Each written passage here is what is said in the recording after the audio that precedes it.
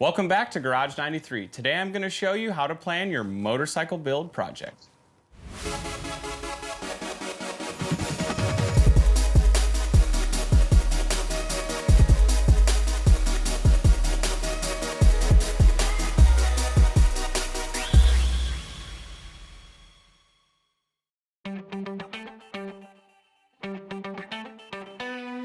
So before I even get started turning wrenches, I ask myself a couple questions. What's the goal? Is this a vanity-based project? Is this utility-based? I just want to get it running, or is it a complete restoration where I want this to be a brand new motorcycle? And then of course there's the budget side. Budget helps you understand if you're going to be purchasing a lot of new parts or if you're going to be refurbing a lot of the old parts. Once you have those things in line, you can make a plan, make a build sheet, and start from there. So a step that's often overlooked is picking up a service manual for the project that you're about to work on. They're about 20 to 30 bucks online, and it has a detailed description of everything you'll want to know about the motorcycle. The touch and feel of having that in hand while I'm working on the bike is a huge help for me.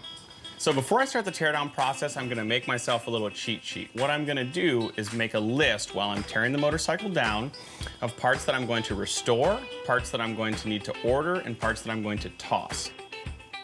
I myself have grown a certain liking to a quality of tool, but as long as your tool is within this use case, brand, preferential, whatever you want, you'll get the job done the same.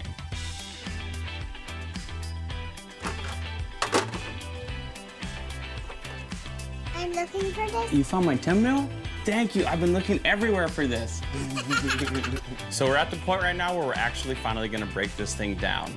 First and foremost, make sure it's clean. That's gonna make the whole process much easier. But a lot of questions I get on the channel are, where do you start? Like if you get a project, you just start taking the wheels off, where do you go? Well, you build your plan and you gotta figure out where to put everything.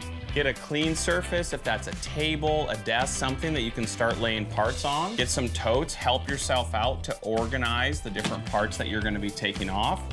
And then for small hardware pieces, this is really the key. This is a muffin tin, and what this helps me do specifically is if you want, you can take a Sharpie and write rear wheel, carburetor, front forks, drop all your hardware pieces in there. It gives you an organization strategy so that when it comes to prep and reassembly, it just helps that path become easier and easier. You're gonna wanna start removing body panels, accessory pieces, and everything you can before you start taking the bike off its own support. So I'm kinda gonna work my way from the top down until I get to a point where I'm disassembled enough where I can finally pull the motor and pull the wheels off.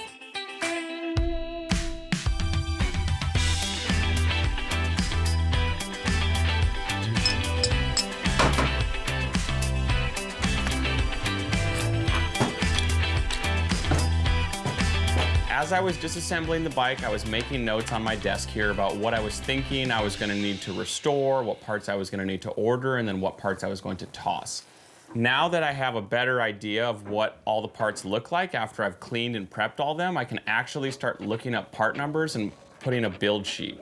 The build sheet helps me list everything I need to order with the part number, the vendor, the cost, and then its delivery timeline. If it's on back order, that's gonna be a hiccup. Maybe I'll find a new vendor. If the part's on time, what my shipping window is gonna be and when I can expect to receive that. There's a lot of ways you could organize this. I'll make sure to include this information that you can just have a blank build sheet for your project. What I do is I list the sizing and the vendor. In this specific case, it's Bridgestone, and I already checked on them, they're in stock. Add it to the list, cross it off the sheet, and just kind of continue down from there. If I was to look at a successful build sheet, here's the CT70 build sheet. At one point or another, this was ordered, back ordered, received, all through top to bottom. It helped me keep track of the project as a whole.